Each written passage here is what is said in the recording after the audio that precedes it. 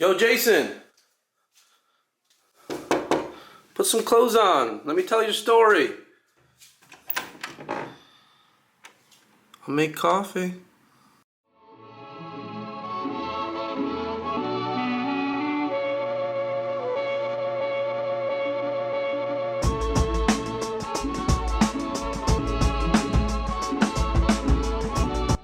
Once upon a time, in the land of the morning calm, there traveled a young man for love. But to stay in the land of the morning calm, he would have to endure jobs with pay, co-workers, bosses living in cities. But the coffee was good. Yes, this is the story of that man. What's up? My name's Jason, and I'm here to talk about my Hagwon Horror Story. The year was 2014. I was as green as they come in Korea. I think I was really idealistic and very eager to just, have a good experience. I went out with this recruiter. He showed me around. He was really, super, accommodating. He drove me around in a BMW. He spent a whole day driving around with him, just chatting, small talk, like we were buddies or something. And last place he brings me to, it's love at first sight. I see it. It's like this building with a big playground in the front, and it's set at the base of this mountain. You can't see the things that you see everywhere in Korea, the symbols of Korea, which would be coffee shops and convenience stores, and just there was none of that. It was just this really quaint backwoods Hagwon kindergarten in this case, but it was really close to a major intersection of the city. So I get in there, I see it looks great. Then I go in, I check it out. There's a music room downstairs. I play music. I was like, whoa, there's a piano, there's all these instruments. I'm in love with it. I think this is it. I want to work here. So I sign on up. The job that I saw right before that was definitely the better job. I probably should have taken that job. I'm in though. Then they set me up with this apartment. They lead me on. I'm like, I haven't seen it. They just give me the code. I show up the Sunday night before my first day with the code. I walk in. I'm like, whoa, this is freaking, I scored. It's a big old loft, bigger place than I've ever lived in my life as a solo. It's right on top of the subway. There's a bus stop. There's cafes. There's good coffee everywhere, quick access into Seoul. I was pretty happy, All right, so first day of work goes. I was told I would have support from Korean teachers. I was told that I would have materials to work with. I was told that I would have a curriculum to go off of. There was no curriculum. There was no workbook. My Korean coworkers pretty much left me alone. And were like, you know what you're doing, right? I'm like, yeah, I guess. I don't know. Yeah, I don't speak any Korean at all. They're saying simple things like, 이거? I'm like, hold on a second. Go to the next room. They're saying ego a lot. What does that mean? Oh, this. I'm like, all right. Yeah, that's it. Okay, good answer. Woo. Anyway, it's winter. I've got my coat on all the time because the place is cold. That should have been a warning sign. First paycheck comes up. It's not there. It's not in my bank. Next day, I'm like, hey, boss. She's like, oh, yeah, please be patient. It's coming. Okay, next day, not there. But by the end of that week, it's there. So I don't stress it. I got a nice apartment. I still like the school. The kids are cute. My job is a long day, but whatever, free lunch. And I love free lunch, so I'm still okay with it. The no curriculum thing was not a big deal. I don't mind making my own curriculum. No workbooks, fine too. I have to make workbooks. It turns out my company was outsourcing my workbooks to another company. I found out later. That pissed me off a bit. But that was what they were doing, I had to go back after. I would go home for dinner, ride my bicycle back, make those workbooks because they didn't give me any free time throughout my day. And that didn't bother me because this was my first job. And I just figured, whatever. It's an 8-hour day. I got an hour for lunch. Lunch is included. Beautiful place. I'm happy. I came to be with a girl that I met in New York, still with her today. So I didn't really sweat little things at all. My coworkers started coming to me after a couple of months like, hey, did you get paid? Yeah, I did. Like, oh, why? Did you not get paid? Oh, no. We haven't gotten paid for a month. Like, oh shit. Like, what can we do? What can we do? Like, oh no, we'll get paid. I'm like, okay, well, they're not going to do anything about it. I'm not going to do anything about it. I had a Canadian coworker. She's Sri Lankan by ethnic, origins, if you want to say it that way. But if I want to say it that way, I'm going to say it that way. And she got to a point where they hadn't paid her for over a month. She asked me, what should I do?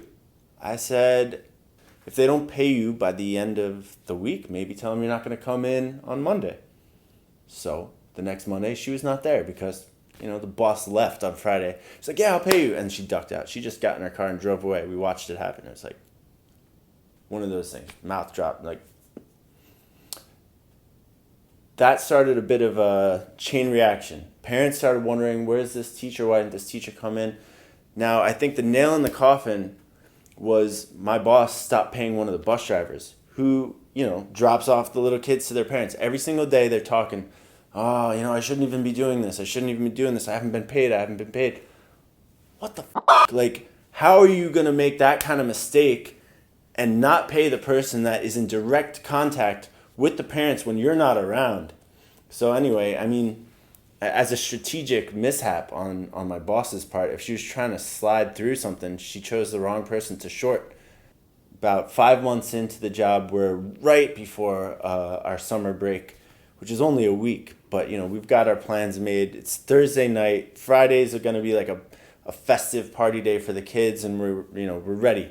She said, oh, can you stay late tonight? Like, it's Thursday night, right before a big party. I kind of had some other things I was planning to do to get ready. But whatever, she's the boss. Say, yeah, sure, okay, sure. That's what you say. She comes around about 2 hours later. Now, in the interim, 2 dudes we'd never seen before go in. They go downstairs to that beautiful music room that we had. And you hear them grunting on their way up. They're cursing and they're grunting, and they come up with the piano. And out the door they go with the piano. I'm like, she's selling the piano. That sucks. No, she comes back, she takes our head teacher in, the head teacher comes out, just, smoothing her makeup up. At that moment, she's like, we don't have a job. Long and the short of it, there is some other parts of the conversation. We don't have a job. So don't come to work tomorrow, move out of your apartment as quickly as you can, and we probably aren't getting paid. That's how it went down for my coworkers, for my Canadian coworker and for my Korean coworkers, who for months I kept in touch with. My Canadian coworker did not get paid for 1 year, and she had to go through a legal court battle just to get a portion of the money, because some of that had to go to lawyers, and not all of it ever made it to the lawyers anyway. I don't know why I got paid. My story is a bit above the rest because for one reason or another, I was treated way differently than everybody else. Now that's a horror in itself because I didn't do anything to deserve that. I did what I was asked. I worked hard. I did extra work, really, but I was asked to do extra work. And everybody was, some people didn't do the extra work that they were asked to do. I pulled it off. I made these workbooks. They sold them off to another company.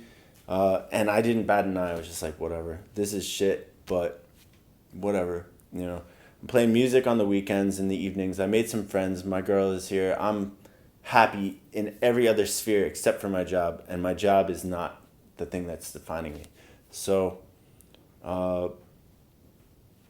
they gave me my money and then some because I told them that they owed me some back pay for the severance or whatever that I should have gotten. And they let me stay in my apartment for 3 weeks.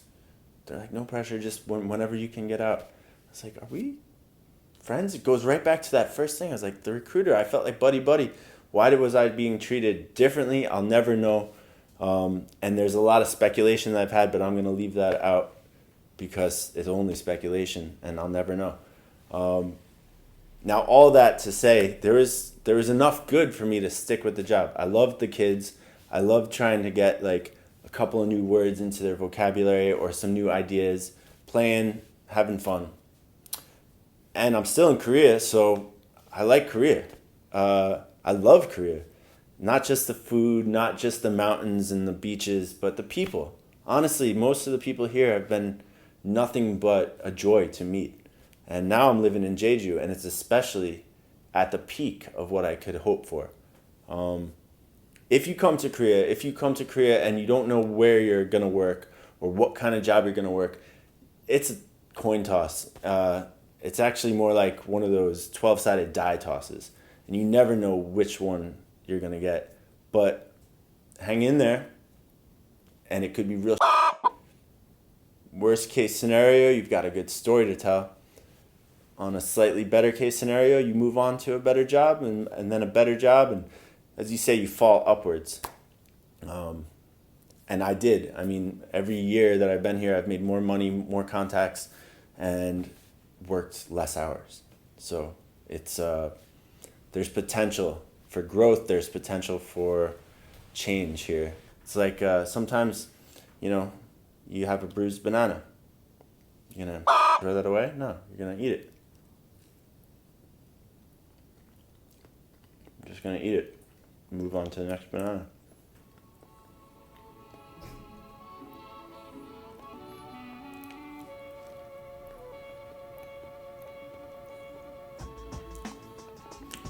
This banana's making me thirsty.